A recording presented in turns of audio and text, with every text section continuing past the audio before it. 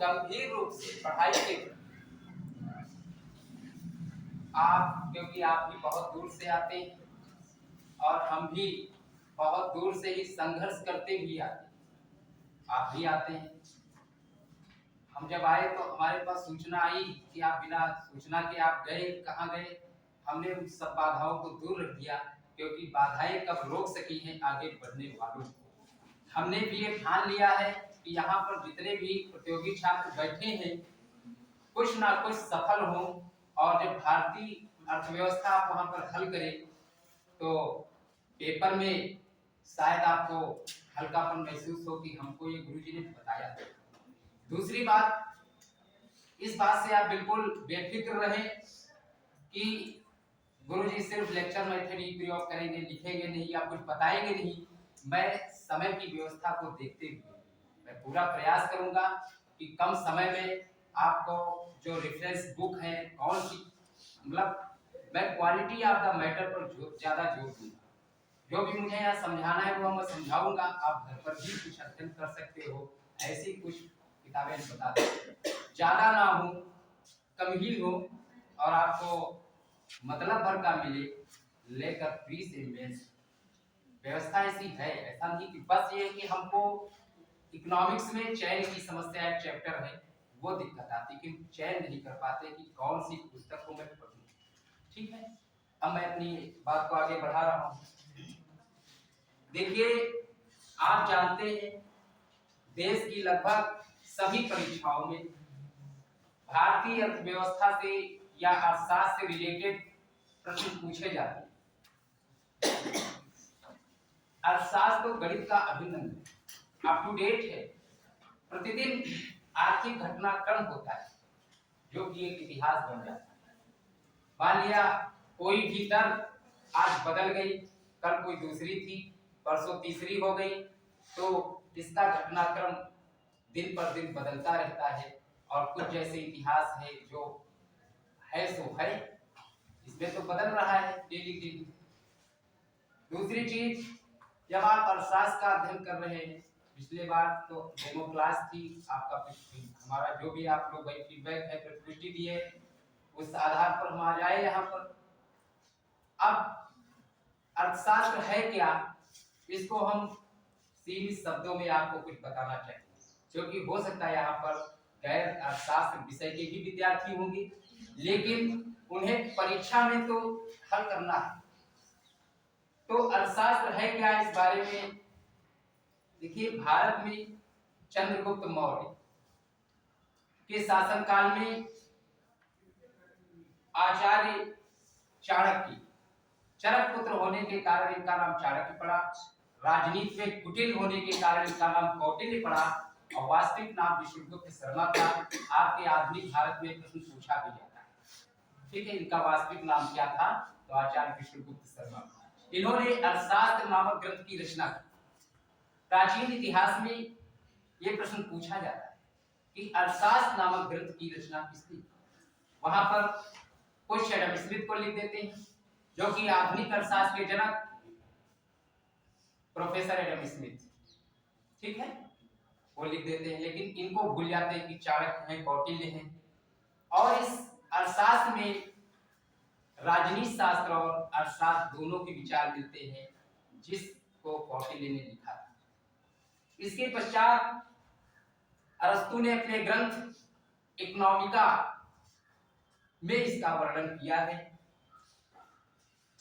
जिसको गृह प्रबंध कहते हैं। इकोनॉमिक्स ऑयकस प्लस नीमेन दो शब्दों से मिलकर बना है। कहने का तात्पर्य है, ऑयकस का मतलब घरेलू या गृह, और नीमेन का मतलब प्रबंध। यानी एक घर से लेकर के देश को चलाने के लिए एक अर्थशास्त्री की जरूरत पड़ती है, वहां अर्थ की आवश्यकता पड़ती है। इसके बाद सन 1776 में An inquiry into the nature and causes of wealth of nations पुस्तक की रचना सन 1776 में एडम स्मिथ ने की, जिसमें इन्होंने बताया कि अर्थशास्त्र धन का विज्ञान है। धन केंद्रीय वस्तु है। धन पहले है, मनुष्य बाद में। इसके बाद में इसकी अन्य अर्थविदों ने परिभाषाओं का खंडन किया, तो उस बात को हम आगे नहीं बढ़ाएंगे क्योंकि हमने संक्षिप्त पहले कह दिया कि संक्षिप्त में बताऊंगा। इसके बाद में अर्थशास्त्र की विषय सामग्री जो है वो माइक्रो और मैक्रो में हम पढ़ते हैं। माइक्रो और मैक्रो। माइक्रो का मतलब होता है व्यष्टि और मैक्रो का मतलब होता है समष्टि। उसका मतलब सूक्ष्म, व्यापक, व्यष्टि, समष्टि। आज भारतीय अर्थव्यवस्था या सिविल परीक्षा में जो भी मैं पढ़ने जा रहा हूं वो सब समष्टि अर्थव्यवस्था के चर। यहां पर ये प्रश्न भी है कि राष्ट्रीय आय, राजकोषीय नीति, मौद्रिक नीति, मुद्रास्फीति, राष्ट्रीय बचत, राष्ट्रीय विनियोग, गरीबी, बेरोजगारी, ये सब समष्टि अर्थशास्त्र के अंतर्गत हम अध्ययन करते हैं। अगर जहां कहीं भी लिखने की आवश्यकता पड़े आप बता देना, हम ब्लैक बोर्ड पर लिख देंगे।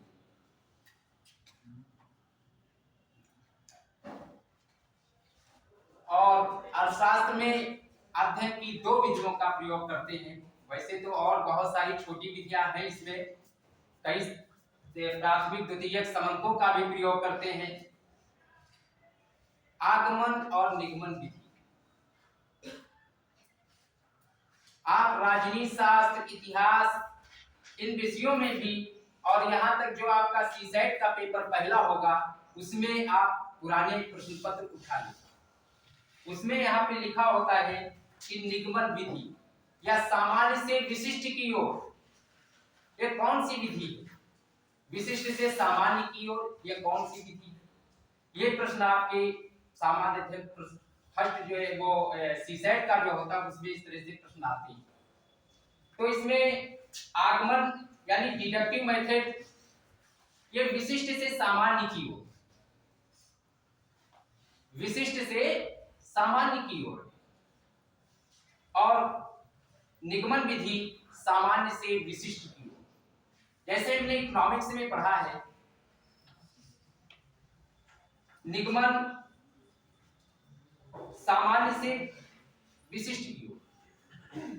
कि मनुष्य मरणशील है, यह सत्य है, यूनिवर्सल ट्रुथ है, सार्वभौमिक सत्य का प्रतिपादन कर रहा है कि मनुष्य मरणशील, वो मरेगा, ये तय है, ये सामान्य बात है।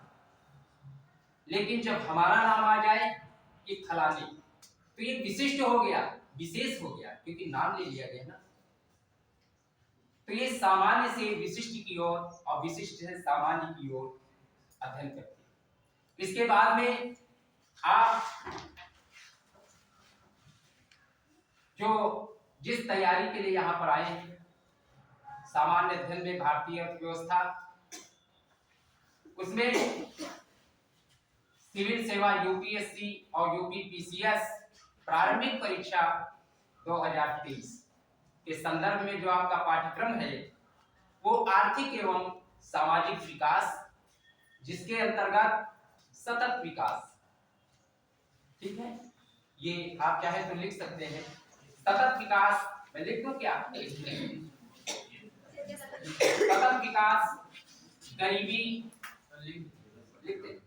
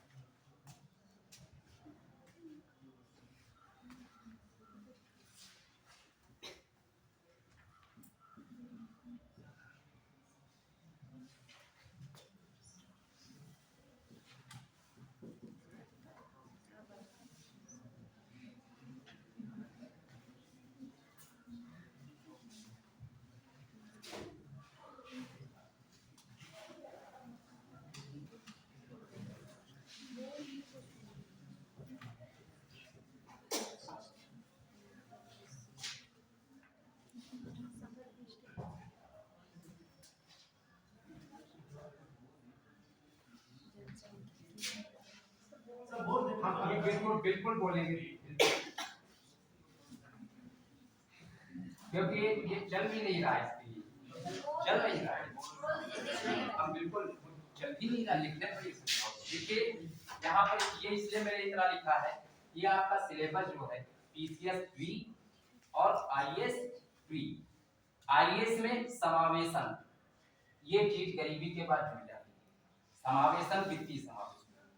हमने भी आपको पढ़ाने के लिए विषयवार पाठ्यक्रम तैयार किया है, उनमें बहुत सारी बातें शामिल हैं, लेकिन अगर हम इस कक्षा को सोचे कि 3 दिन में ही पूरी समितियां, वैश्विक सूचकांक, मानव विकास सब पढ़ा दें, तो इसमें परीक्षा है तो आप सोचते हैं कि फिर उससे वो आनंद नहीं आएगा जो आप चाहते हैं। तो विषय वस्तु के क्रम में आपको अध्ययन करना है, तो लिख सकते हैं आर्थिक एवं सामाजिक विकास, इसके अंतर्गत डैश करके लिख लेंगे, आर्थिक एवं सामाजिक विकास डैश कर देंगे, सतत विकास, गरीबी, अंतर्विष्ट जनसांख्यिकीय, अंतर्विष्ट जनसांख्यिकीय और सामाजिक क्षेत्र के इनिशिएटिव इत्यादि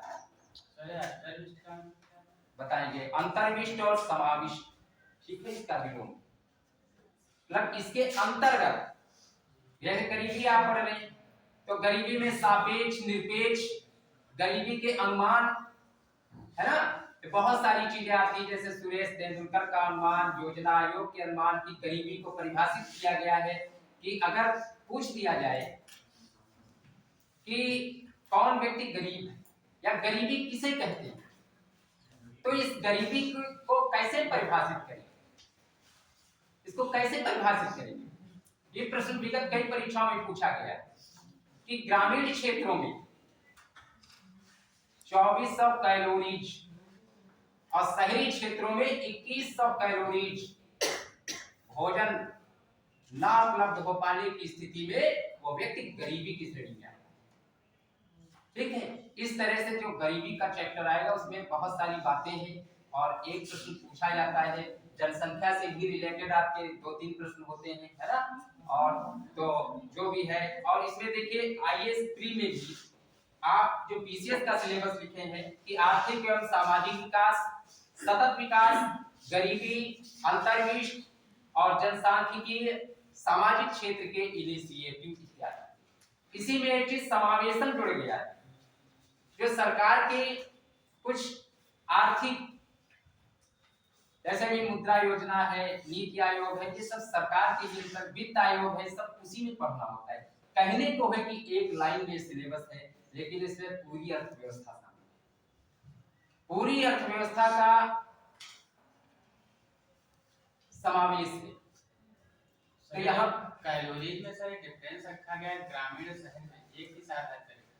देखिए ये आप देखते हैं कि शहरों में लोग बहुत कम काम करते हैं, ठीक है, आप अपनी कैलोरीज को का उपभोग भी नहीं कर पा रहे हैं, तो वो स्वास्थ्य पर भी दुष्प्रभाव पड़ेगा। गांव में आप बाहर गए, खेत गए, टहले घूमे इधर उधर, तो वहां पर जैसे शहरों में आप देखते हैं, शहर का आपके घर आया, आप 1 रोटी खाए, 2 रोटी खाए, अरे बहुत हो गया, और गांव में जब पहुंचे तो कहा थे क्या उठ के मुंह में जीरा, इसमें क्या होगा, कहते इतने में क्या होगा, और जब कोई ऐसा घर मिल जाए तो कहा कि वाह ये कितना खाते हैं, शहर वाले थक जाते हैं कि गांव वाले ना, है ना, जबकि भारत गांव का देश, गांव से ही शहर बनेगी, गांव का ही किसान ये पूर्ति करता है। 68% जनसंख्या गांव में निवास करती है। राष्ट्रीय आय में प्राथमिक क्षेत्र का बहुत बड़ा योगदान, ठीक है। तो जो आज का टॉपिक है आपका आर्थिक एवं सामाजिक विकास, इस पर हम कुछ चर्चा करते हैं।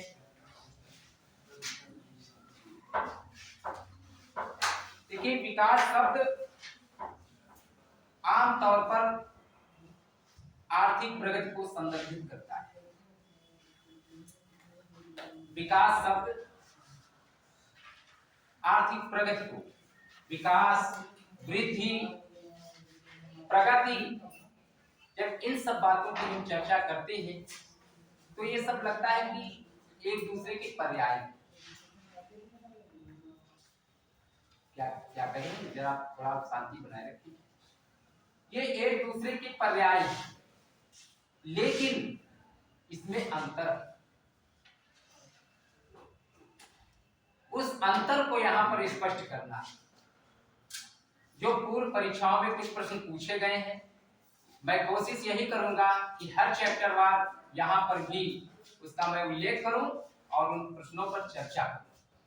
मैं अपने लेक्चर में ही 10 मिनट जरूर रखूंगा कि जिससे आपने कितना पढ़ा है उसका यहाँ पर अध्ययन हो। विकास का अर्थशास्त्र अल्प विकसित देशों के आर्थिक विकास की समस्याओं से संबंधित है, क्योंकि अल्प विकसित देश जहां पर भी विकास नहीं हो पा रहा, भारत भी अभी उसी श्रेणी में। जापान उत्तर प्रदेश से भी कम जनसंख्या, कम क्षेत्रफल और उसका विकास जनसंख्या की दृष्टि से ज्यादा है।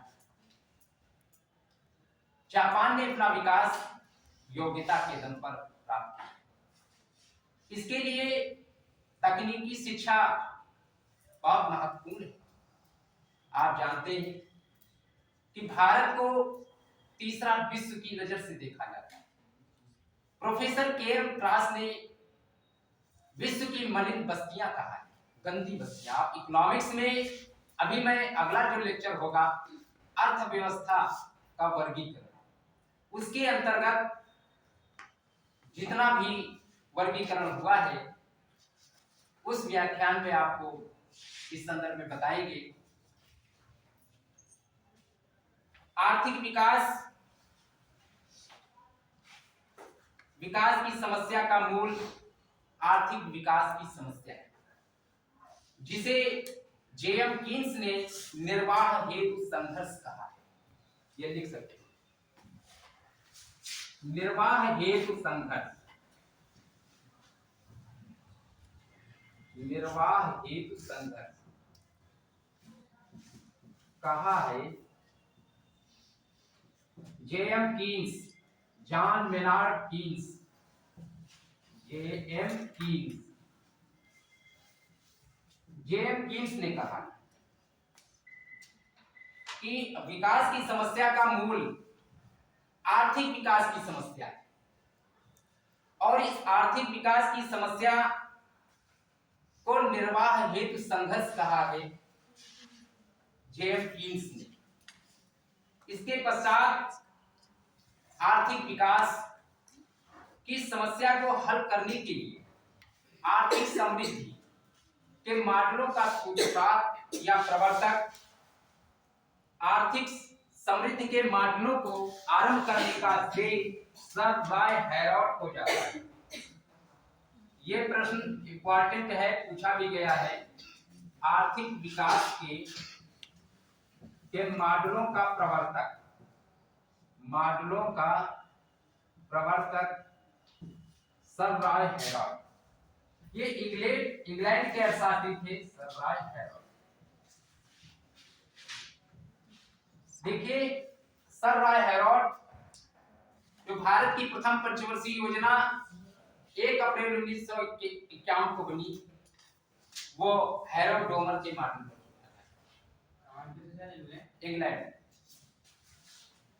फिर आर्थिक विकास की समस्या को हल करने के लिए आर्थिक समृद्धि के मॉडलों को आरंभ करने का श्रेय सर राय हैरोल्ड को जाता है।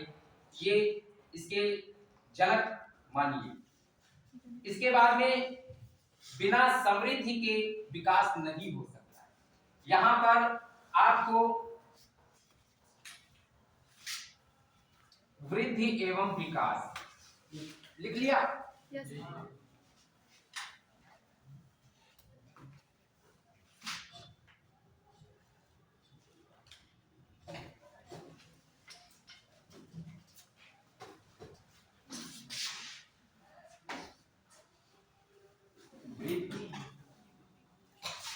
विकास, ग्रोथ डेवलपमेंट।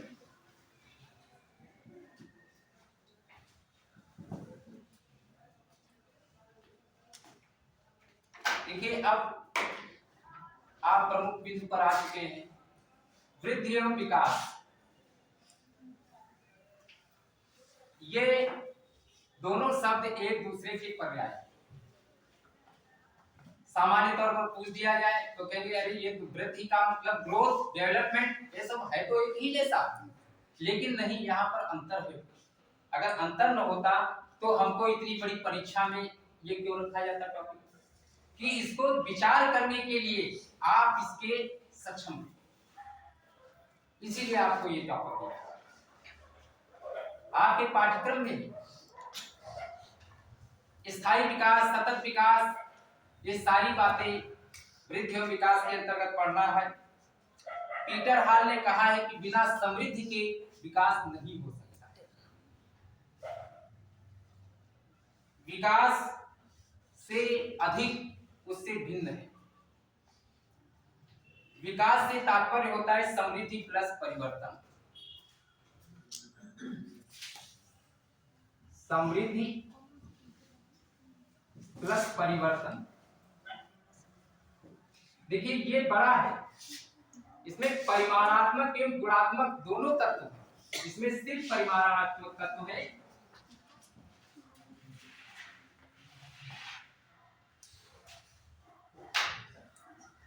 आर्थिक विकास और प्रोफेसर रेगनर नर्वसे ने इस आर्थिक विकास को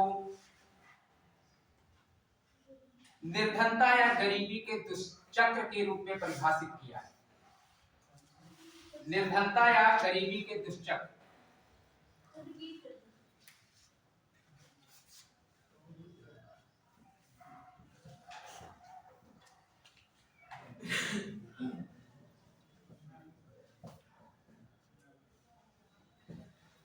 निर्धनता का दुष्चक्र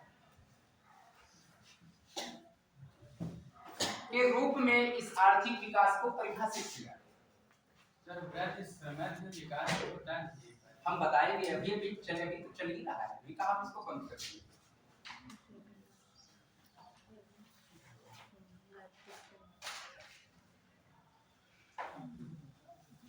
आर्थिक समृद्धि में प्रति व्यक्ति वास्तविक आय, शुद्ध भौतिक उत्पादन में वृद्धि से होता है, तथा आर्थिक विकास में इन बातों की अतिरिक्त सामाजिक, सांस्कृतिक व राजनीतिक व नैतिक उन्नति शामिल है। विकास में ही वृद्धि सम्मिलित है। ये प्रश्न पूछा जाता है कि विकास में ही वृद्धि सम्मिलित है। जीव विज्ञान में आप पढ़े होंगे ग्रोथ और डेवलपमेंट। वृद्धि एक निश्चित सीमा के पश्चात रुक जाती है। वृद्धि का तात्पर्य कद, भार, लंबाई, चौड़ाई, बढ़ाव से होता है।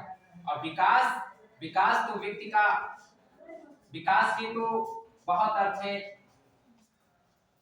मैं अगर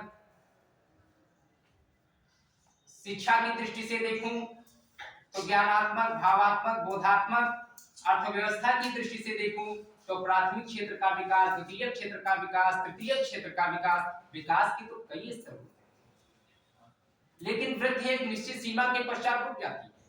जैसे ये कद है, इसमें वृद्धि हो रही है तो एक समय के पश्चात तो रुक जाएगी कि बढ़ेगी, रुकेगी ना।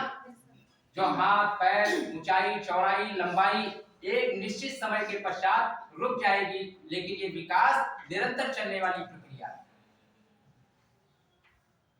ये बात समझ में आ रही है? देखिए ये कोई जरूरी नहीं है कि हम आपको आगे पॉइंट टू पॉइंट ही बता दें।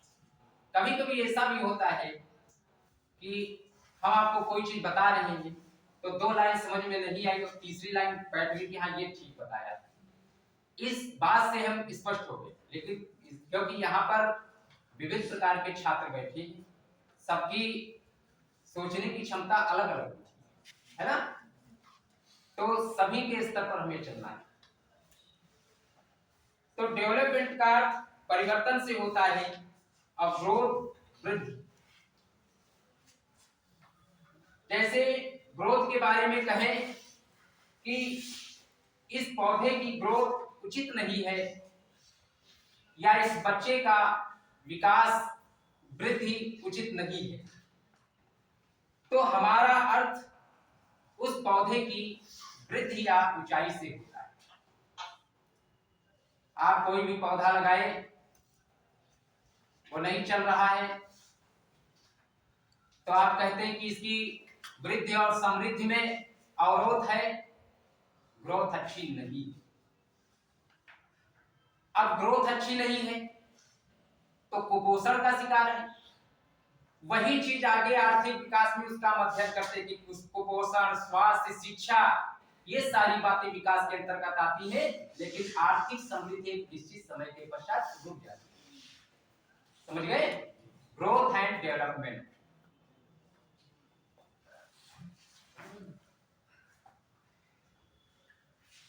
विकास से तात्पर्य ओवरऑल चेंजेस, ये इतना लिख लें, ओवरऑल चेंजेस।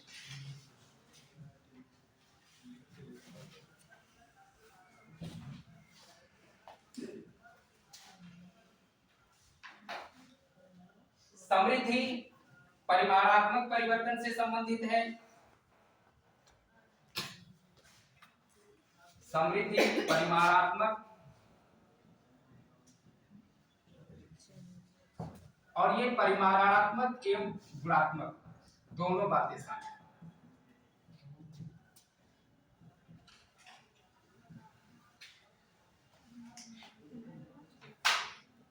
आर्थिक विकास तभी कहा जाएगा जब क्वालिटी ऑफ लाइफ में सुधार हो। आर्थिक विकास आप कब कहेंगे? ऐसे सब चलता है तब आर्थिक विकास है? आप बताइए, है?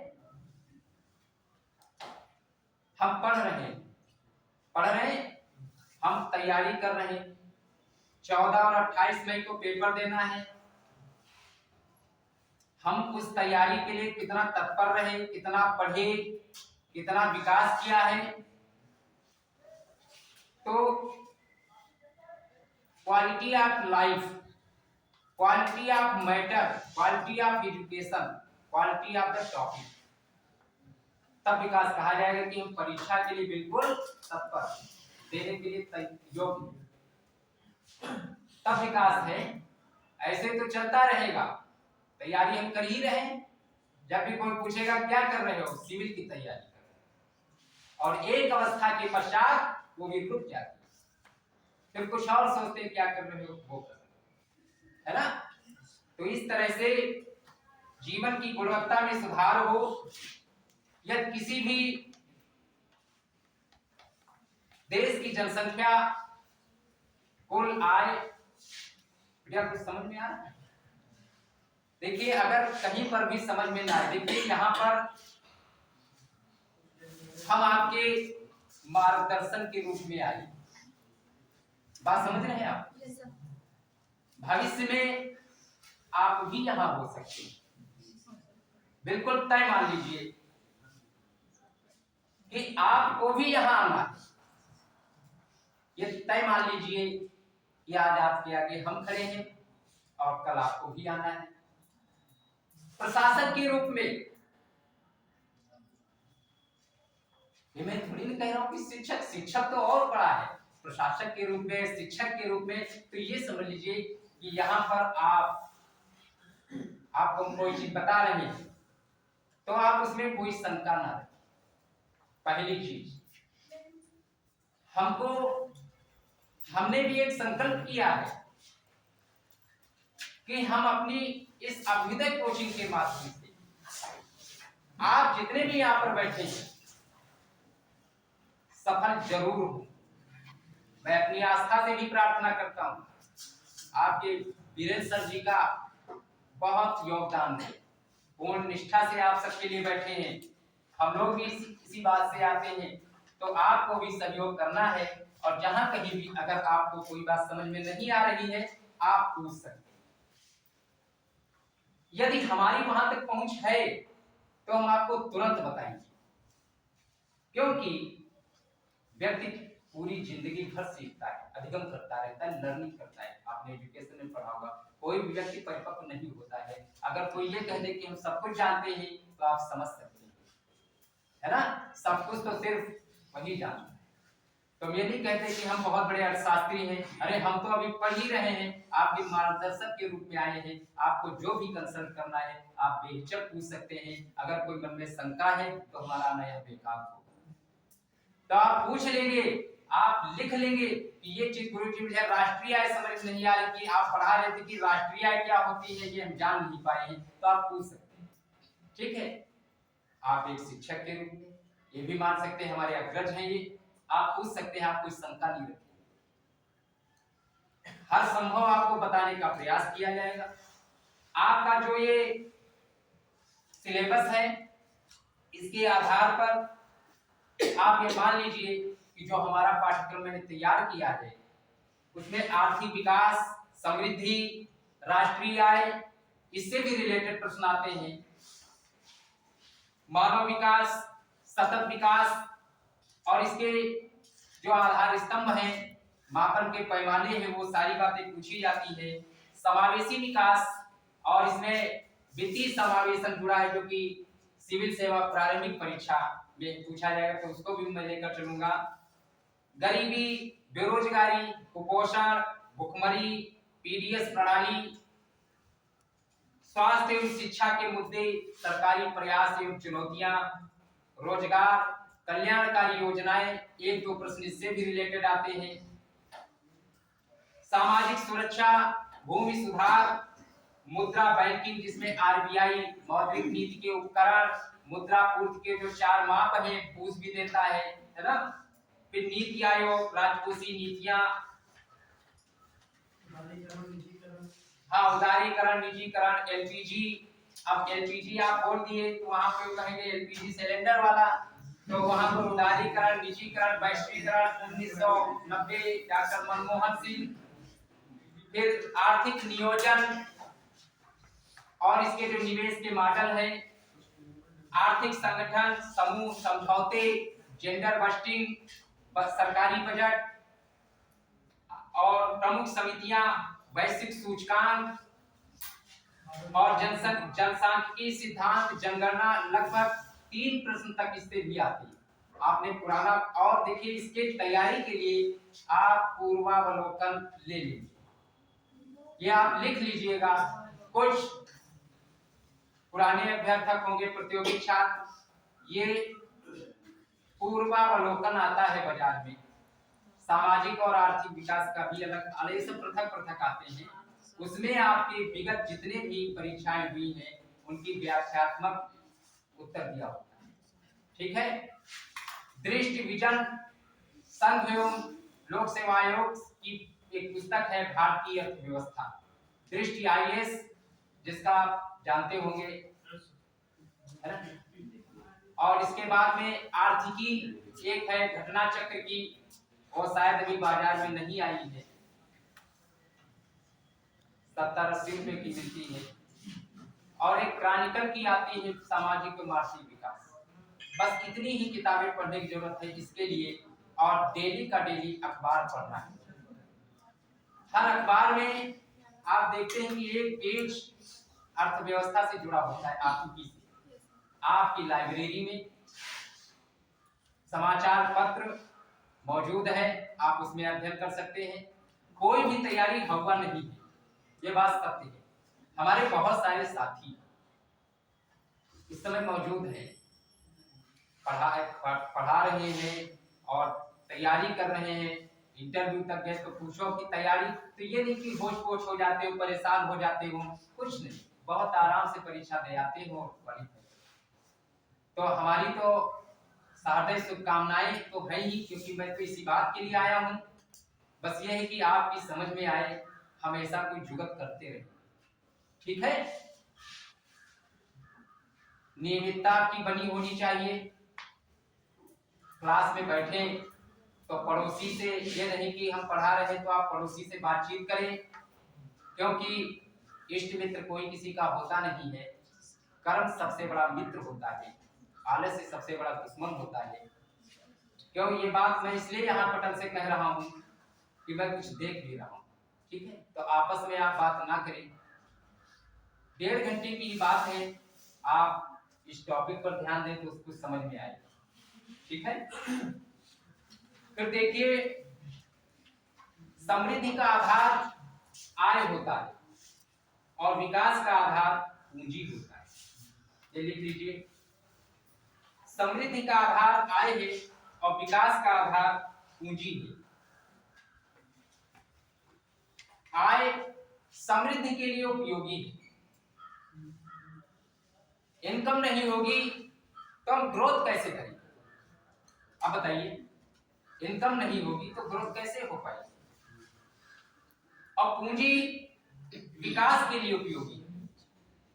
ये प्रश्न पूछा जा सकता है कि विकास के लिए उपयोगी है डैश ABCD, आय पूंजी दोनों या कोई नहीं। तो समृद्धि का आधार आय है और विकास का आधार पूंजी। तो दोनों में अंतर क्या है, पूंजी और आय में? देखिए, पूंजी इनकम तो आपकी आय जो है सीमित व्यक्तिनिष्ठ धारणा है, और पूंजी तो बहुत ही व्यापक अवधारणा है। पूंजी में तो कुछ पता ही नहीं कि भौतिक पूंजी है कि मानवीय पूंजी है। हम यहाँ पर आपको ज्ञान प्रदान कर रहे हैं तो ये हमारी मानवीय पूंजी, जैसे आप लोग पढ़ रहे शिक्षा ग्रहण कर रहे तो मानव पर विनियोग किया है ये पूंजी, उद्योग पर पूंजी लगाई है, एक बहुत बड़ी अवधारणा है, ठीक है। आय तो हमारी प्रति व्यक्ति हो सकती जो भी है, बस वो मेरी आय इनकम है, राजस्व है ना। और पूंजी तो एक विराट क्षेत्र है कि उद्योगों पर पूंजी लगाया, तो क्या वो थोड़ा तो लोग भी नहीं, कई क्षेत्रों में है, प्राथमिक द्वितीयक तृतीयक, एक भारी शब्दावली है ना। इसके बाद में विकास बहुआयामी है और समृद्धि एक आयामी, बहुआयामी और एक आयामी, उसके बहुत से आयाम है विकास। जब मैं भारत के विकास की बात करता हूं तो क्या विकास के एक ही आयाम होंगे, एक ही तरफ करना है? विकास में तो बहुत सारी बातें शामिल होंगी। अर्थव्यवस्था के 3 क्षेत्र, प्राथमिक, द्वितीयक और तृतीयक क्षेत्र।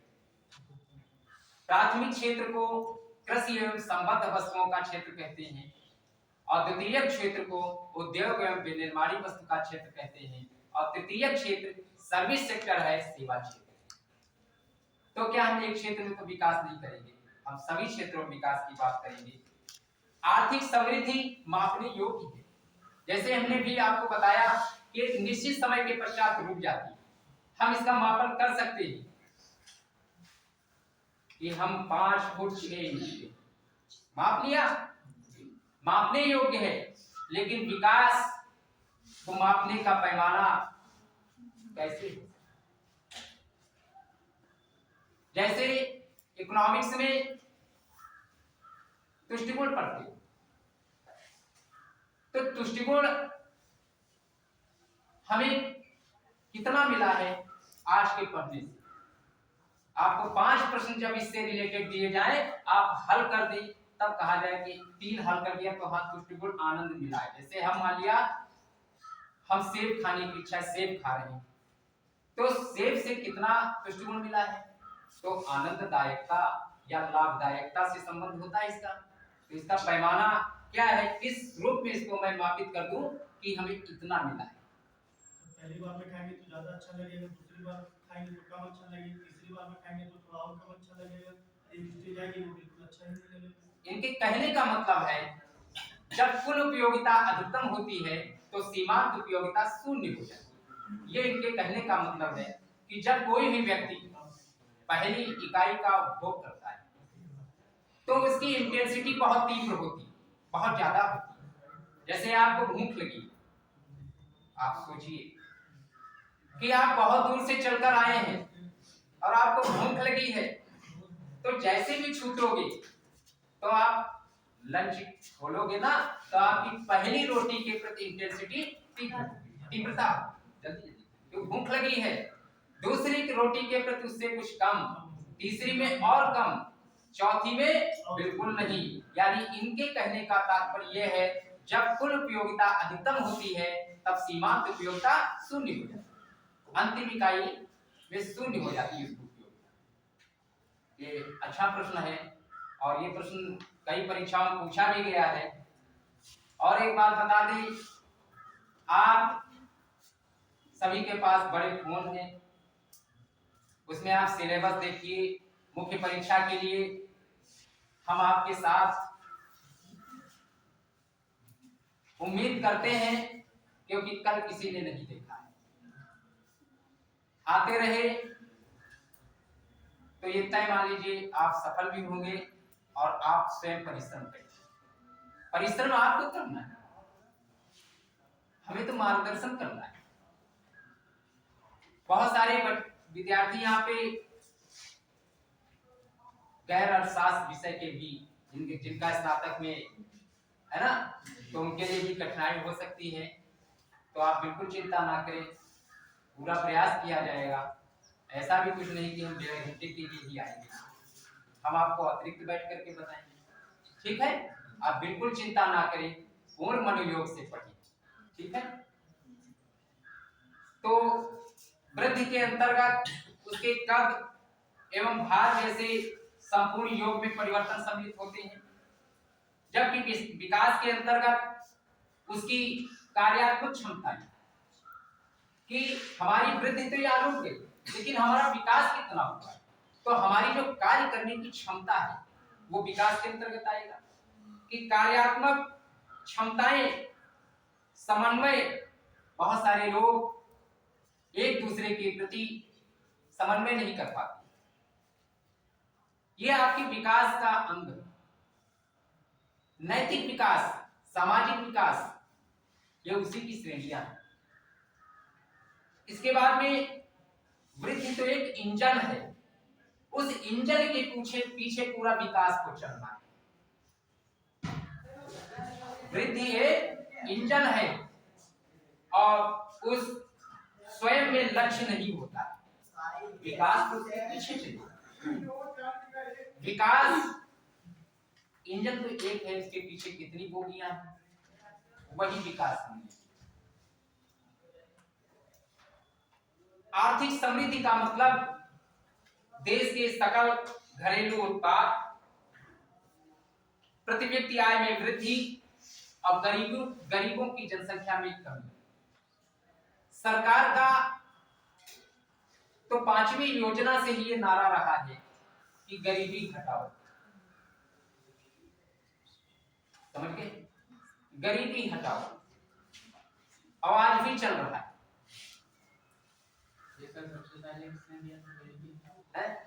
सबसे पहले किसने दिया? स्वर्गीय श्रीमती इंदिरा गांधी जी उस समय प्रधानमंत्री थी, उन्होंने। इसके बाद में सकल घरेलू उत्पाद जो मैंने यहाँ पर बताई है बात, तो इसको भी आप जान लें, क्योंकि यहाँ पे गैर इकोनॉमिक्स विषय के भी बच्चे बैठे होंगे। ये सकल घरेलू उत्पाद क्या होता है, राष्ट्रीय आय क्या होता है, तो आप थोड़ा सा जान लें। देखिए, एक देश की घरेलू सीमा यानी इसका जो भौगोलिक क्षेत्र है 32.8723 लाख वर्ग किलोमीटर, जैसे भारत का ही क्षेत्रफल, इस सीमा के अंदर एक वर्ष में उत्पादित समस्त वस्तुओं एवं सेवाओं के कुल मौद्रिक मूल्य को सकल घरेलू उत्पाद जीडीपी कहते हैं, ग्रॉस डोमेस्टिक प्रोडक्ट। लिखना चाहो तो लिख सकते हैं। सर एक बार फिर से रिपीट करो। एक देश की घरेलू सीमा के भीतर, घरेलू सीमा मतलब उस भौगोलिक क्षेत्र, देखिए यहाँ पर राष्ट्रीय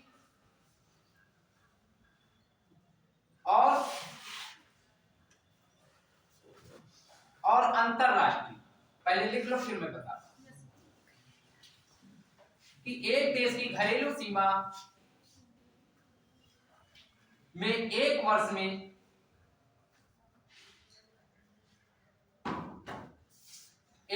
में उत्पादित सभी वस्तुओं एवं सेवाओं के कुल मौद्रिक योग को सकल घरेलू उत्पाद कहते हैं।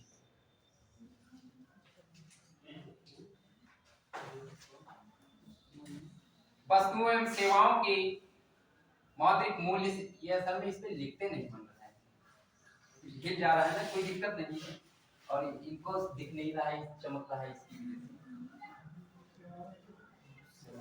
के मौद्रिक मूल्य से। इसके बाद में राष्ट्रीय आय को भी मैं बता देना चाहता हूं कि नेशनल इनकम किसी एक वर्ष के अंतर्गत, सभी छात्र ध्यान दें, हो सकता है कि आपके स्मृति में बैठ जाए, ऐसी बात नहीं है कि हम अध्ययन गरीब पर हैं, परिभाषा मिलती ही जुलती कि किसी एक वर्ष के अंतर्गत एक देश के भीतर उत्पादित समस्त अंतिम वस्तुओं एवं सेवाओं के मूल्य के जोड़ को राष्ट्रीय आय कहती है। नेशनल इनकम, राष्ट्रीय आय, जिसमें कि समस्त वस्तुएं और सेवाएं सम्मिलित होती, वो राष्ट्रीय आय। यहां पर प्रति व्यक्ति आय को भी मैं बता देना चाहता हूं कि किसी देश में प्रति व्यक्ति अर्जित की जाने वाली औसत आय को प्रति व्यक्ति आय कहते हैं, और इसका सूत्र होता है राष्ट्रीय आय बटे कुल जनसंख्या। ये निकालने को आ सकता है, राष्ट्रीय आय बटे कुल जनसंख्या।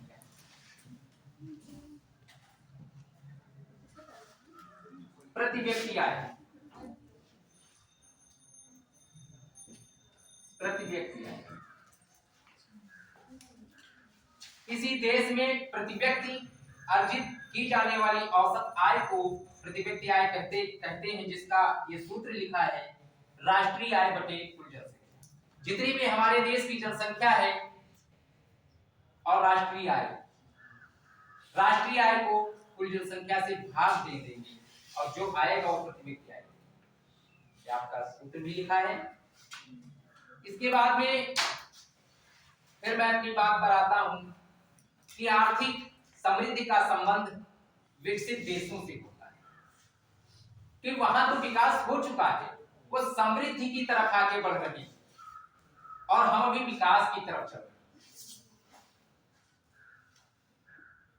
समझ गए कि सामान्यतः आर्थिक समृद्धि का संबंध विकसित देशों से होता है, और आर्थिक विकास का संबंध विकासशील देशों से माना जाता है। कि भारत हमारा देश है, तो यहां पर आर्थिक विकास कर रहे हैं। वो बात अलग है कि हम सन 1952 से टेक ऑफ स्टेज आत्मस्फूर्त की अवस्था में चल रहे, कि हमारे पास सब कुछ है। 2019 कोरोना वैश्विक महामारी, इन सभी में हम लोग, पूरे विश्व ने बहुत संघर्ष किया है, ये बात मानते होंगे कि पहले कोई भी दवा, टीका इत्यादि का निर्माण होता था, कई वर्ष लग जाते। बहुत सारी ऐसी औषधि निर्माण की सामग्रियां थी जो कि मेरे देश में मौजूद थी। भारत ने एक नहीं, दो, तीन टीके निर्मित किए, और आज भारत ने निःशुल्क टीकाकरण काम किया, तो ये विकास के अंतर्गत आता है। तो पोलियो का भी निःशुल्क विकास किया गया। हाँ, और एक दूसरी बात, यहाँ पे भारतीय अर्थव्यवस्था की मैं बात करता हूँ, मैं किसी का प्रचार नहीं कर रहा हूँ, लेकिन जो मैं पढ़ रहा हूँ, आपको पढ़ना है, उसी को लिखना है। 2024 तक 5 ट्रिलियन का लक्ष्य हमारी अर्थव्यवस्था का जो है वो सपना पूर्ण होने के कगार पर। वो बात अलग है कि हम दिखा नहीं पा रहे हैं अपने घर में, या अपने घर से समझ लीजिए। अभी जैसे कि मैंने आपको बताया था कि इकोनॉमिक्स आयकस प्लस निवेश एक घर से लेकर देश को चलाने तक की एक अर्थशास्त्री की जरूरत पड़ती है, और अर्थशास्त्र का अध्ययन हमें सैद्धांतिक और व्यवहारिक दोनों रूपों में करना पड़ता है। आप खुद सोचिए, इतने सारे विषय हैं, सिविल सेवा में अर्थव्यवस्था को क्यों ना रखते? बहुत कठिन है, लेकिन हमें इस बात का अध्ययन करना आवश्यक है। आप सोचिए कि आप जिले के जिलाधिकारी बन गए।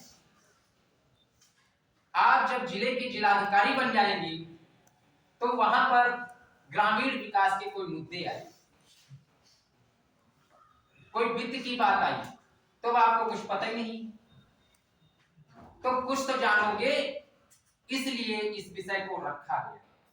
और एक बात जान लीजिए, ये अर्थशास्त्र अप टू डेट अद्यतन विषय है। जैसे कहते हो कि तुम अप टू डेट, तो इसका मतलब अद्यतन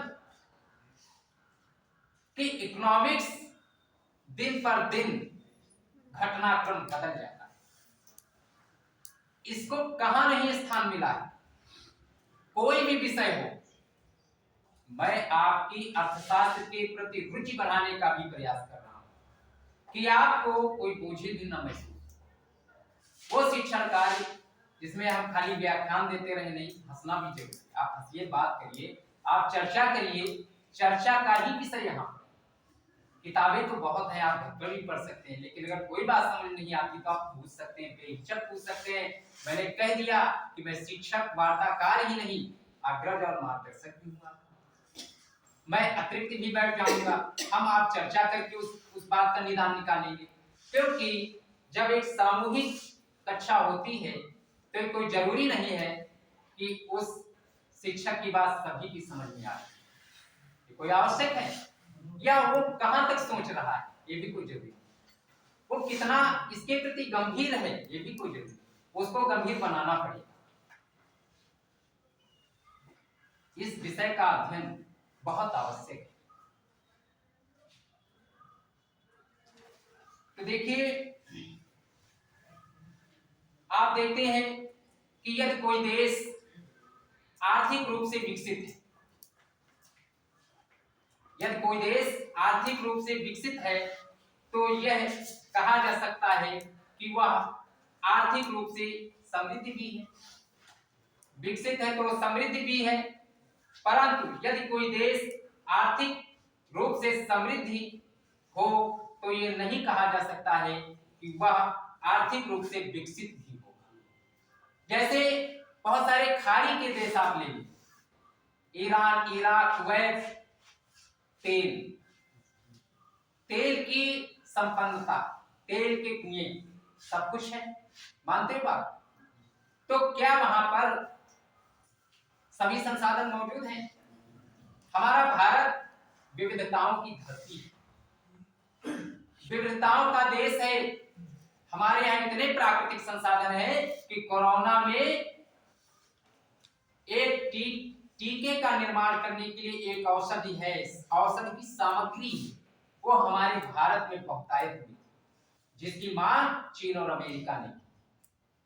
समझ गए? कोरोना बिल कुछ ऐसे करके है।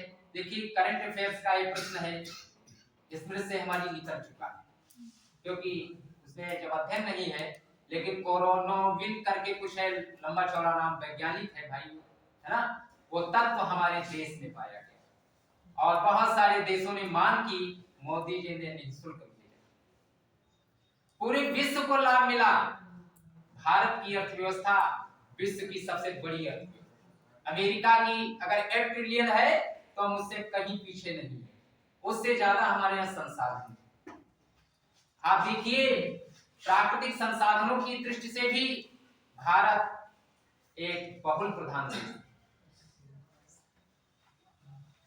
विभिन्न प्रकार की मिट्टियां, विभिन्न प्रकार की जलवायु पाई जाती है, ऐसा शायद सभी देशों में उपलब्ध नहीं। जैसे अगर कनाडा, कम जनसंख्या, ऐशो आराम की जिंदगी, बहुत अच्छा, लेकिन बहुत महंगाई है। कि हम जैसे लोग गुजर बसर कैसे करेंगे। हमारे भारत में अगर कोरोना आया तो हमको पीडीएस प्रणाली, हमारे जो इकोनॉमिक्स में भी अध्ययन करेंगे आगे चलकर, उसके तहत प्रत्येक नागरिक को खाद्य सुरक्षा भी मुहैया करें। ये बात मानते हो? ये फायदे बोलो। बहुत सारे लोग आलोचना भी करते हैं, तो जैसे कोई भी काम आप करते हैं, मान लिया हम पढ़ाते हैं, तो कोई जरूरी नहीं है कि सब हमारे पक्ष में आलोचक होंगे तभी बढ़ेंगे। सब एक समान नहीं हो सकते कि सब एक स्वर में अच्छा है। आलोचना भी होगी, अच्छा भी होगा, तभी सुधार होगा, वरना सुधार कैसे संभव है। तो इस प्रकार से ये योजना चलती रही, आज पटरी पर फिर आने का कगार पर है ना। तो देखिए आर्थिक तौखारी के देशों को ले आप देखते हैं कि वहां पर कि देश खुशहाल तो नहीं है, पूरा विकास तो नहीं है, प्रति व्यक्ति आय है, कमाई है, जरिया है, तेल का कुआं है, लेकिन स्वच्छ पानी नहीं पा रहे। जो अर्थव्यवस्था के क्षेत्र है उनमें विकास अधूरा है कि लोगों को खुशहाल आबादी की अगर मैं बात करता हूं तो वो नहीं। युद्ध छड़ा, यूक्रेन, सीरिया आपने देखा इसमें संपूर्ण विश्व तबाही के कगार पर आ जाता है। आज वृद्धि एवं विकास की भी मैं बात करता हूं तो ये प्रथम और द्वितीय विश्व युद्ध का भी द्योतक कि हम अभी उस कगार पर नहीं पहुंच पाए हैं कि हम वृद्धि या हम समृद्धि कहें। हम आज भी विकास करें। आर्थिक विकास किसी देश के सामाजिक, सांस्कृतिक, आर्थिक, गुणात्मक, मात्रात्मक सभी परिवर्तनों से संबंधित होता है। इसका प्रमुख लक्ष्य अब ये लिख लें, कुपोषण, भूखमरी, विकास में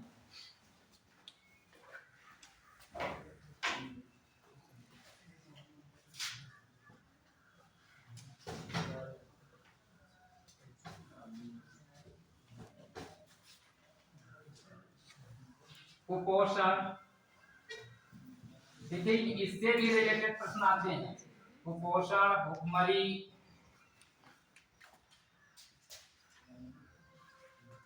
बीमारी, निरक्षरता,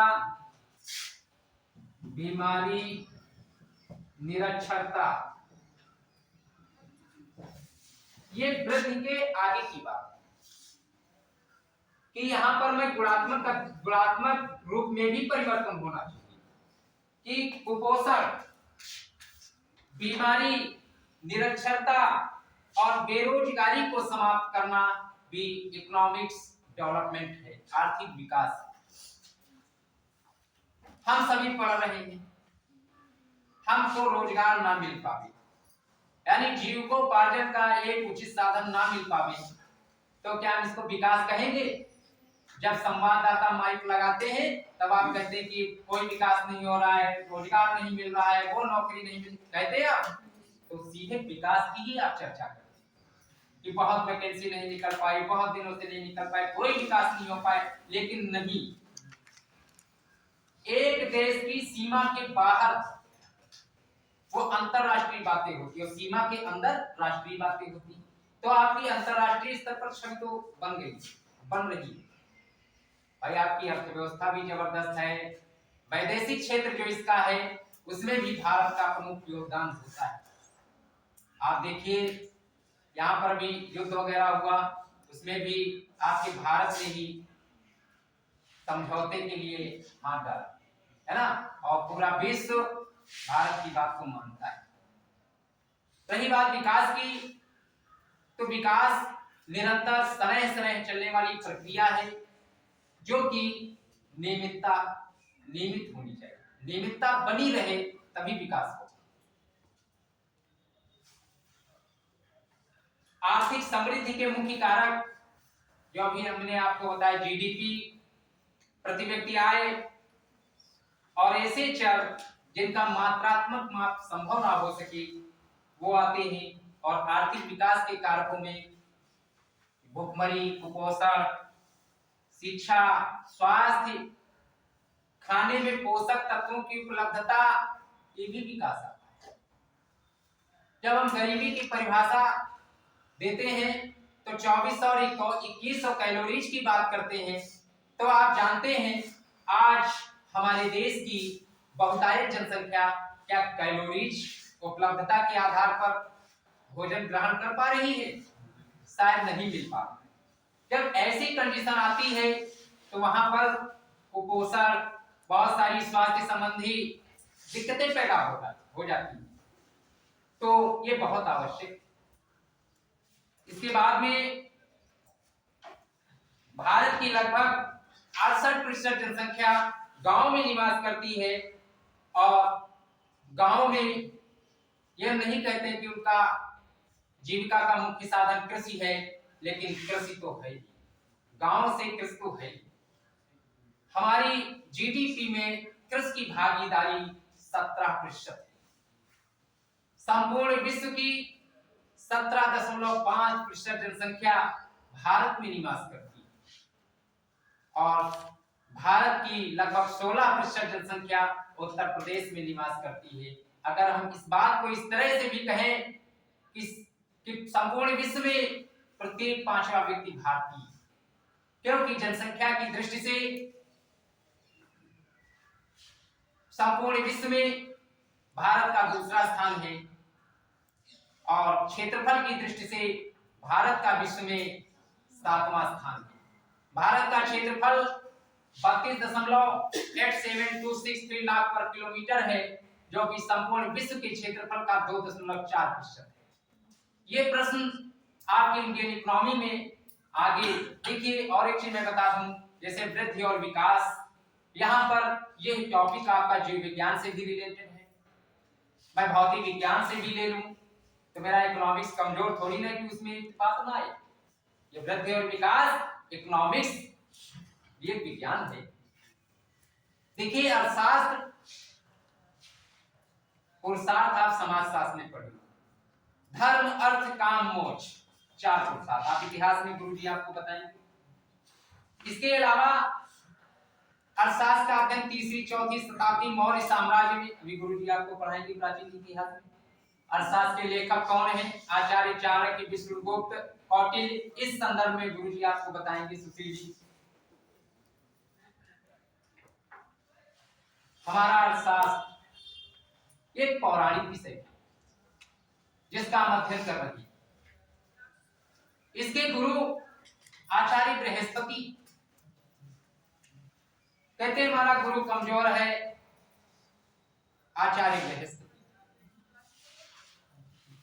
लेकिन हम जिन बातों का या जिस अर्थशास्त्र का अध्ययन आज कर रहे हैं वो आधुनिक अर्थशास्त्र है, जिसके जनक professor Adam Smith and inquiry into the nature of causes and wealth of nations, राष्ट्रों की संपत्ति के कारणों की खोज एवं उनका अनुसंधान, जिस पुस्तक का प्रकाशन सन 1776 में हुआ था। और एक बात मैं बता दूं, यह पुस्तक पूछी जाती है परीक्षा में कि वेल्थ ऑफ नेशंस पुस्तक के लेखक कौन, चाहे इकोनॉमिक्स में पूछ ले चाहे भारतीय इतिहास में पूछ ले। अर्थशास्त्र इंडिका मेगस्थनीज की पुस्तक, एशियन ड्रामा गुन्नार मिर्डर, ठीक है, ये पुस्तकें पूछी जाती हैं। ये कोई जरूरी नहीं कि ये इकोनॉमिक्स, ये भारतीय इतिहास में पूछ सकते हैं।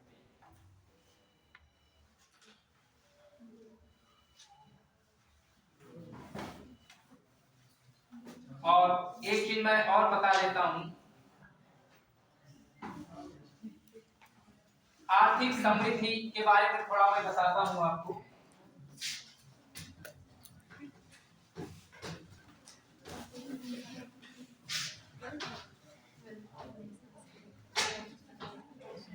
देखिए 4:15 के पहले किसी कीमत में नहीं छोड़ेंगे,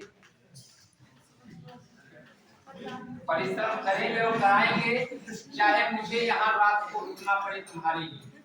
मैंने संकल्प कर ही लिया है तो कोई बात नहीं।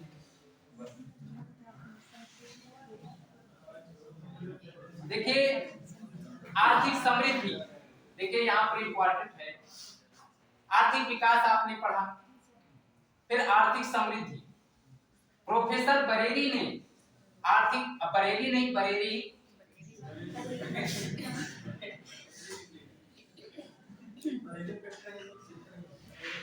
प्रोफेसर बरेली ने आर्थिक समृद्धि के 3 प्रकार बताए। आर्थिक समृद्धि के 3 प्रकार बताए। 3 प्रकार बताए, ठीक है। 3 प्रकार बताए। पहला है प्रगतिशील समृद्धि। प्रगतिशील समृद्धि, अधोगामी स्थिर समृद्धि। स्थिर समृद्धि। अब देखिए बात यहां पर ये आती है कि ये है क्या। आप क्या समीक्षा अधिकारी के लिए तो पेपर देना नहीं है। लक्ष्य तो आपका सिविल सेवा, प्रांतीय परीक्षा और अन्य प्रतियोगी परीक्षाओं का है। तो जब हम पढ़ रहे हैं तो हम घर के बोर्ड को क्यों पकड़े, पावर हाउस को लेकर कि चिपके तो छूटे भी ना। ये वाला तो फेंक सकता है कि बाहर हो गए मैदान से, लेकिन जब मैं उस बात को पढ़ूंगा तो छोड़ नहीं सकता। मतलब छूटेगा नहीं, वहां कहने का मतलब ये छूटेगा कोई प्रश्न नहीं।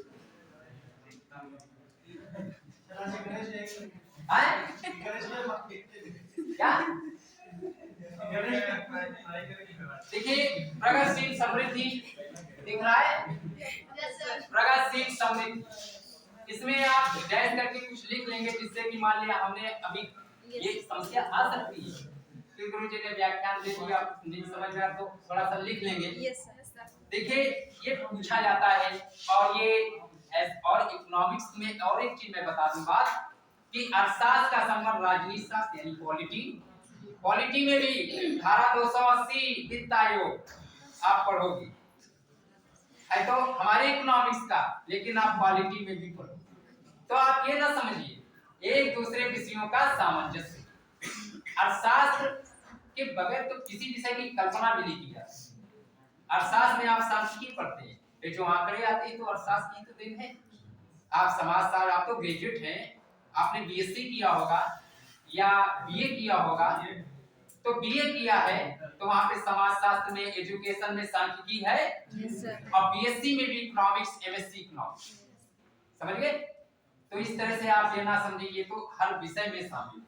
तो आपको यहाँ पढ़ेंगे तो आपको करंट अफेयर्स में भी फायदा करेगा, है ना। तो देखिए इसमें आय की वृद्धि दर जनसंख्या की वृद्धि दर से अधिक होती है।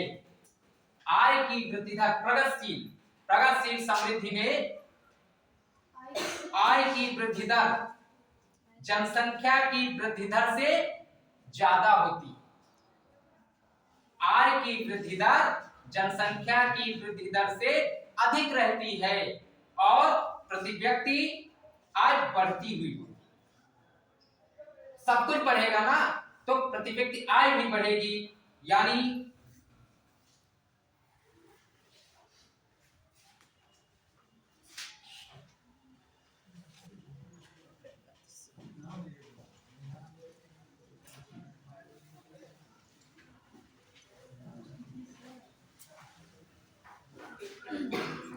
यहाँ पर ये फार्मूला लिखा है, यहाँ पे डेल्टा वाई ये आय की वृद्धि से संबंधित। ये यहाँ पे लिख भी लें, डेल्टा वाई आय की वृद्धि दर, ये तीनों में होगा। डेल्टा वाई आय की वृद्धि दर और डेल्टा पी जनसंख्या वृद्धि दर। ये जनसंख्या वृद्धि दर, पी से पॉपुलेशन से, है ना, वाई से इनकम। तो प्रगतिशील समृद्धि में आय की वृद्धि दर जो इनकम ग्रोथ है, उसका जो रेट है वो जनसंख्या की वृद्धि दर से ज्यादा है, तो प्रति व्यक्ति आय अधिक हो। डेल्टा वाई अपान वाई और डेल्टा पी अपान पी, यानी डेल्टा पी पॉपुलेशन इससे अधिक है तो प्रगतिशील समृद्धि कही जाएगी, और इसके विपरीत अधोगामी समृद्धि, इसके ठीक विपरीत रिग्रेसिव और ये प्रोग्रेसिव ग्रोथ और अधोगामी समृद्धि रिग्रेसिव ग्रोथ। इसमें आय की वृद्धि दर जनसंख्या की वृद्धि दर से कम होती है, जनसंख्या की वृद्धि दर से कम होती है और प्रति व्यक्ति आय घटती हुई होगी। यहाँ प्रति व्यक्ति आय बढ़ेगी नहीं, यहाँ प्रति व्यक्ति आय घटती हुई होगी, यानी डेल्टा वाई और ये आपका जो चिन्ह है इसको आप ऐसे बनाते हैं। इसके ठीक विपरीत अधोगामी समृद्धि है और स्थिर समृद्धि में बराबर। इसमें आय की वृद्धि दर जनसंख्या की वृद्धि दर के समान रहती है और प्रति व्यक्ति आय ना तो बढ़ती है ना घटती है, बस समान रहती है, यहाँ पे बराबर है। ठीक, ये बात समझ में। प्रोफेसर बरेली ने आर्थिक समृद्धि के 3 प्रकार बताए हैं। प्रश्न आ सकता है, और एक चीज मैं बता दूं, सोचिए विचार कीजिए, बाजार में बहुत सारी किताबें हैं, सफलता के लिए शॉर्टकट पैमाना सब देना चाहते हैं कि छोटी किताब दे दो, इजी नोट्स, अभी लखनऊ यूनिवर्सिटी का पेपर होने वाला है, 20 क्वेश्चन जिसमें मिल जाए वो दे दो। रेफरेंस बुक कोई नहीं पढ़ना चाहता है, तो वहां कुछ नहीं मिलेगा। सफलता के लिए कोई शॉर्टकट पैमाना है नहीं। बाधाएं कब रोक सकी हैं आगे बढ़ने वालों, और इन बाधाओं के लिए दिन को रात में और रात को दिन में बदलना होगा, तब आप आगे बढ़ेंगे। और अपने कार्य के प्रति जज्बा होना चाहिए। आपको आगे बढ़ने के लिए रात दिन सोचना होगा, या तो हम 30 साल के बाद काम कर ले, या तो हम 30 साल के पहले काम कर ले। 30 साल के पहले काम कर ले तो 30 साल के बाद में बैठेंगे, और अगर हम 30 साल तक बैठे रहेंगे तो 30 साल के बाद काम करेंगे। इस बात को आप गांठ मान लीजिए। आपकी प्रतियोगिता का क्षेत्र बहुत विस्तृत है, लेकिन इसको आपको सीमित बनाना। धैर्य, लगन, साहस, ये सफलता की सीढ़ी, ऐसी बात नहीं है। हमने भी बहुत सारी परीक्षाएं दी, मैं कुछ नहीं कहता, 1 या 2 नंबर से रह जाना मैं असफलता नहीं मानता हूं कि मैं असफल हो गया। मैं बहुत खुश होता हूं, कोई बात नहीं है। जीवन का लक्ष्य यही नहीं होता है कि मुद्रा को अर्जित करें। अर्थ, ये अर्थ, पृथ्वी और ये अर्थ, इस अर्थ पर, इस अर्थ का तो बहुत महत्व है। बिना इसके तो दिया तिवारी भी नहीं चलती, ये भी मैं जानता हूं कि कुछ नहीं होगा, लेकिन सब कुछ नहीं होगा। प्रोफेसर एडम स्मिथ ने धन की जो परिभाषा दी थी कि मनुष्य धन के लिए एक केंद्रीय बात है कि economics is the science of wealth, कि अर्थशास्त्र धन का विज्ञान। ये प्रोफेसर एडम स्मिथ कहते हैं, फादर ऑफ इकोनॉमिक्स कहते हैं, जिन्होंने वेल्थ ऑफ नेशन पुस्तक की रचना में 12 वर्ष लगाए। जब ये फ्रांस की यात्रा पर जा रहे थे, आप जानते हैं कि जब आप दिल्ली पेपर देने जाएंगे इंटरव्यू के लिए, मैं ट्रिक को कोई सोचूं, मैं इंटरव्यू के लिए सोचूं कि आप इंटरव्यू देने जा रहे हैं, तो रास्ते में बहुत सारे ख्याल बस और ट्रेन में आएंगे, हर परिवार का सोचेंगे। ठीक उसी प्रकार से प्रोफेसर एडम स्मिथ ने सोचा था जब ये फ्रांस की 3 साल की यात्रा हो गई कि क्यों ना हम राष्ट्रों की संपत्ति के बारे में कुछ लिखें। तब इन्होंने 12 वर्ष इस पुस्तक की रचना में लगाया। तो आप ये कतई न सोचिए, हर व्यक्ति परिश्रम करता है, हर व्यक्ति अपने राष्ट्र का गौरव, अपने घर का गौरव और स्वगौरव को बनाने के लिए कार्य करता है। आप कदापि ना सोचे कि हम कुछ नहीं कर सकते। आप सब कुछ कर सकते हैं, परिश्रम के पसीने में ही सफलता की मिठास छिपी हुई है। और एक चीज मैं बता दूं, ये हमारा पहला दिन, मैं पूरी कोशिश करूंगा।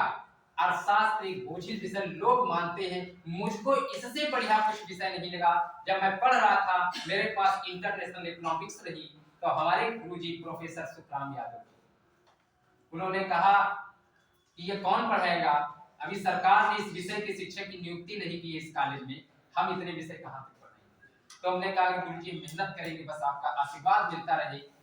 हमें 70% नंबर मास्टर डिग्री में मिले। हमें पूरी उम्मीद थी कि मेहनत करेंगे, हम सफल होंगे, पूरे महाविद्यालय में द्वितीय स्थान। वही हाल एजुकेशन, बीएड, पीएचडी तक सब कुछ रहा।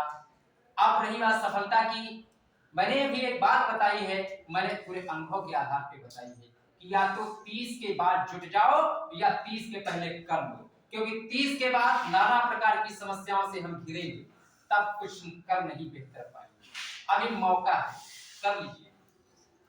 आपस में जब भी शिक्षण कार्य हो, आपकी यदि कोई बात समझ में ना, ठीक है, आप नहीं बोलना चाहते हैं, नहीं डिस्टर्ब करना चाहते हैं, ये आपका सकारात्मक बिंदु है। आप कागज पे लिख ले, हमसे पूछ ले।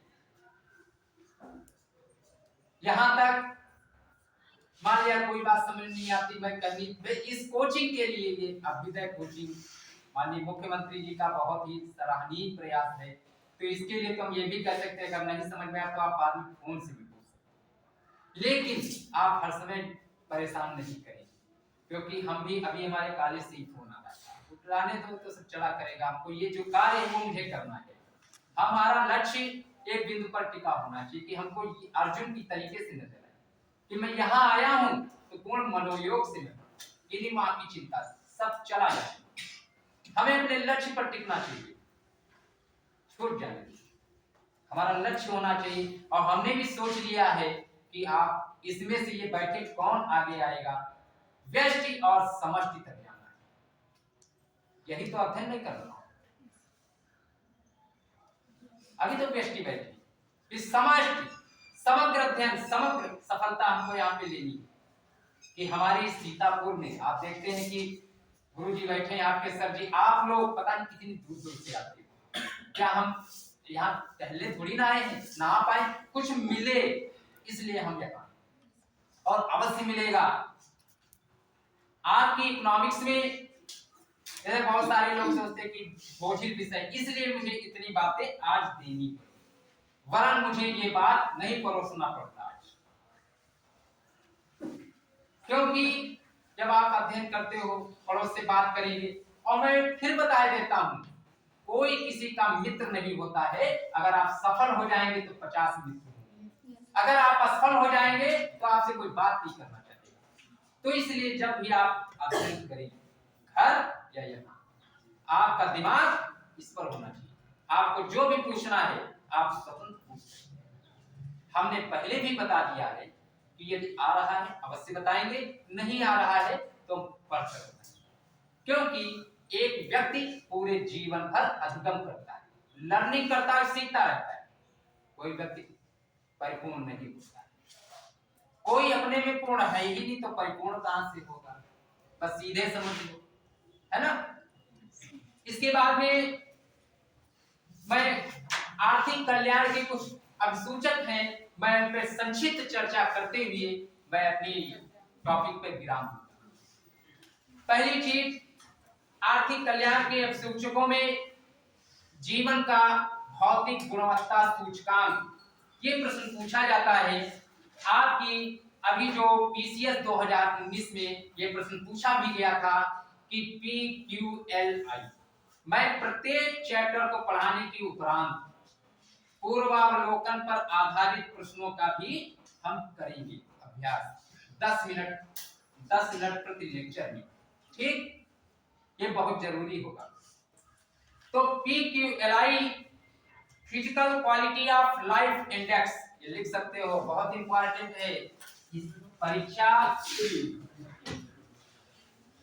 थ्योरी नहीं लिखनी है आपको, बस खाली सम वगैरह लिख लो।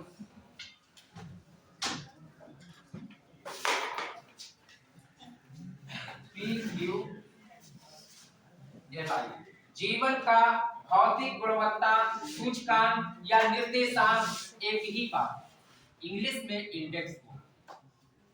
तो देखिए वर्ष 1979 में, यहाँ 1979 लिखिए, वर्ष 1979 में 79 23 विकसित एवं विकासशील देशों से संबंधित जीवन का भौतिक गुणवत्ता सूचकांक निर्मित किया गया। 1979 और 23 विकसित और विकासशील देश, कामा लगाते भी लिखें, 23 विकसित एवं विकासशील देश।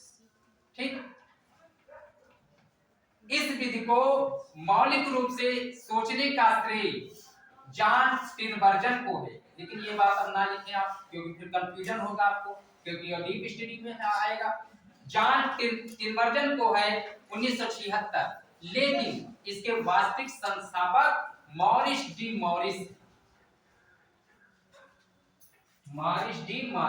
या मॉरिस।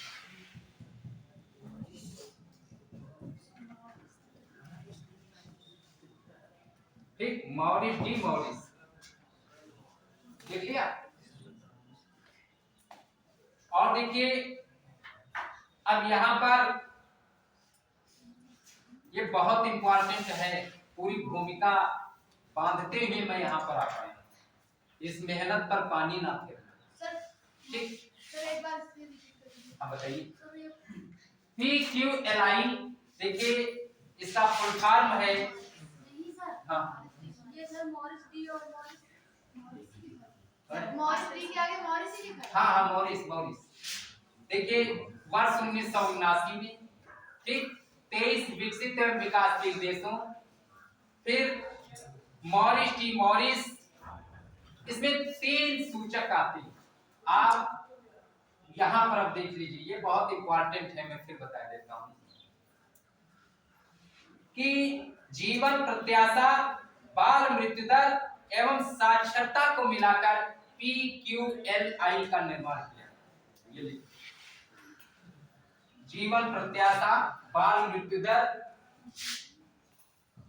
जीवन प्रत्याशा, बाल मृत्यु दर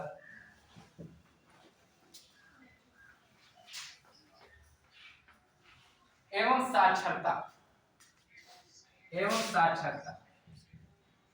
आप देखिए प्रश्न उठाएंगे, वहां ये बात मिल जाती है कि PQLI में कौन सा सूचक नहीं है। ठीक, वहां पर ये बात आती है। और देखिए इसका जो मानक है वो 1 से 100 तक रहता है। 1 न्यूनतम मूल्य है और 100 अधिकतम मूल्य। फिर एक बात ध्यान दें कि PQLI का निर्माण वर्ष 1979 में 23 विकसित एवं विकासशील देशों को मिलाकर के मॉरिस डी मॉरिस ने वर्ष 1979 में किया था। PQLI को के निर्माण में जीवन प्रत्याशा, बाल मृत्यु दर एवं साक्षरता को शामिल किया गया है। प्रश्न अक्सर पूछा जाता है ना, कि इसमें कौन सा घटक नहीं। इसके बाद में मानव विकास सूचकांक, जिसकी मैं बस 1-2 लाइन में ही बताऊंगा कि समय हो रहा है। तो HDI का निर्माण प्रतिपादन UNDP, HDI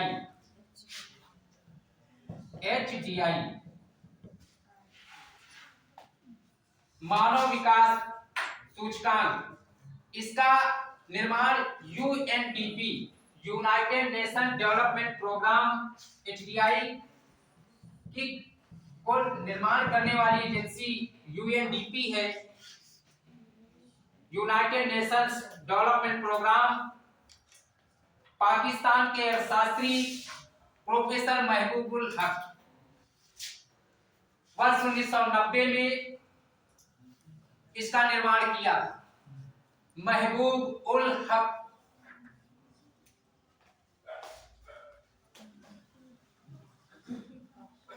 महबूब उल हक 1990। और इनके साथ में प्रोफेसर अमर्त्य सेन एवं सिंगर हंस ने भी इसके निर्माण में सहयोग किया।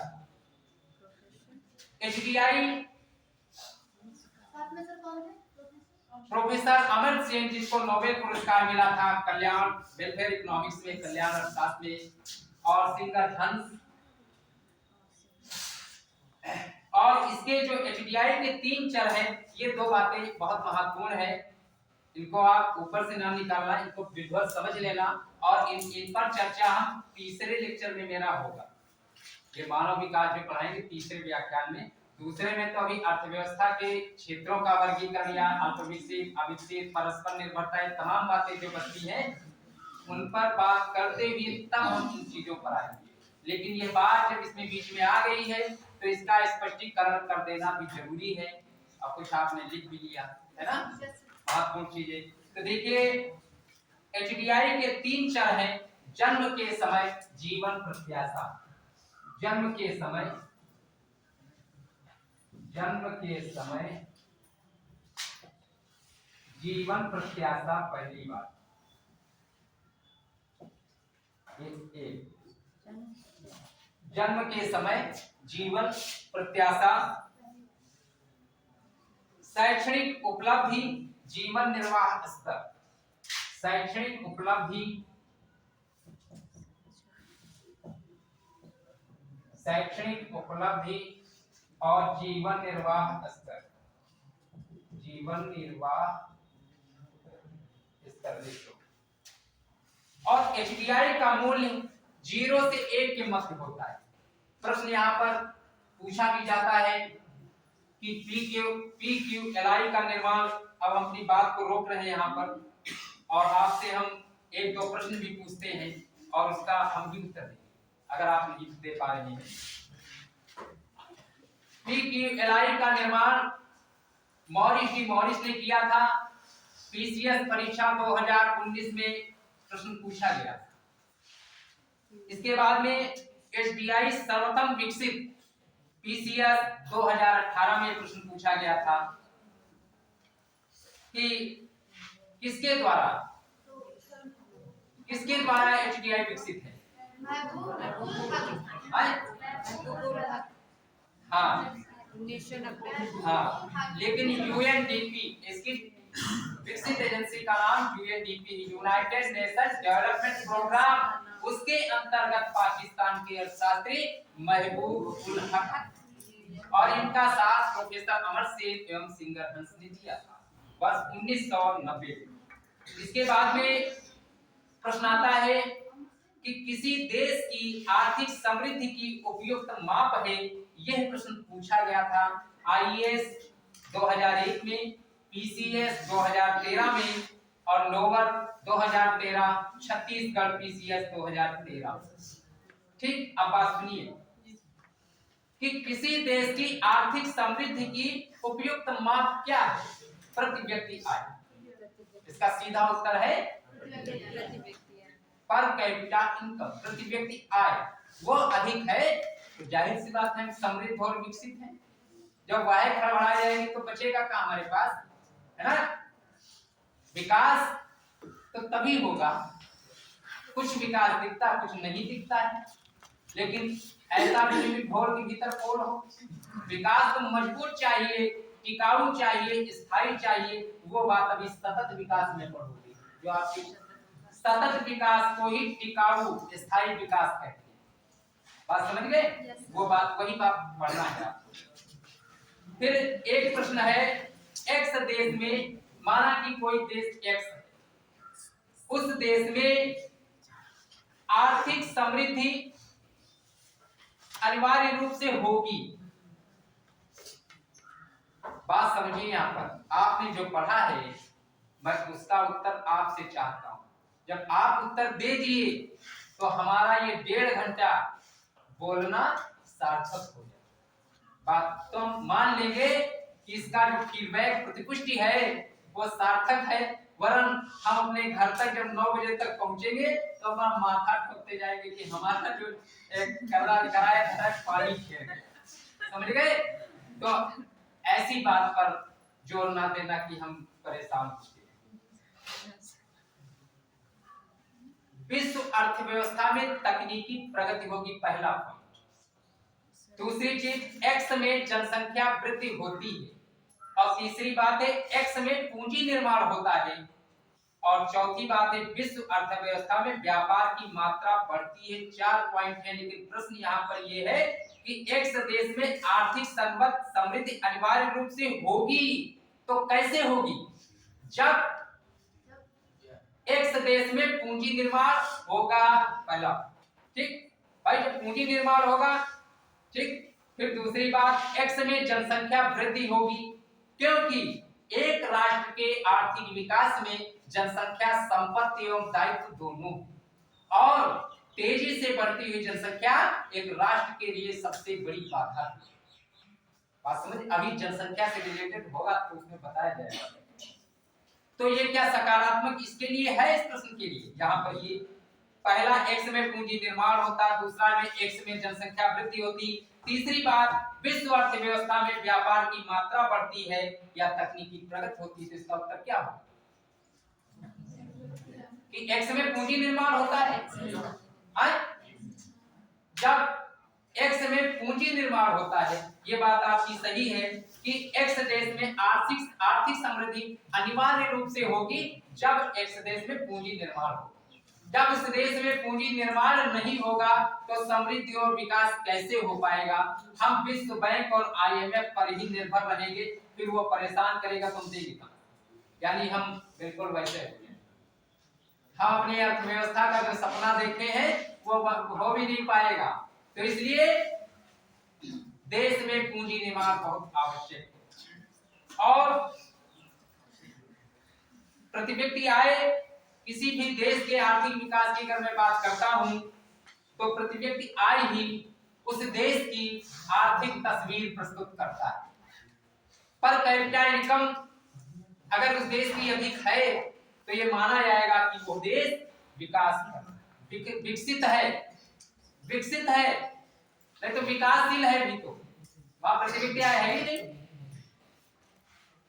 दादा भाई नेहरू ने जब आकलन किया बहुत कम थे, 20 रुपया, है ना। आज हम मानते हैं समय हो गया होगा ज्यादा, और ठीक है, देखिए पढ़ने के लिए हम ठीक है 1 मिनट और बैठ जाए। हमने अपनी बात शुरू किया है क्योंकि क्लास, देखिए यहाँ पर ये बात है कि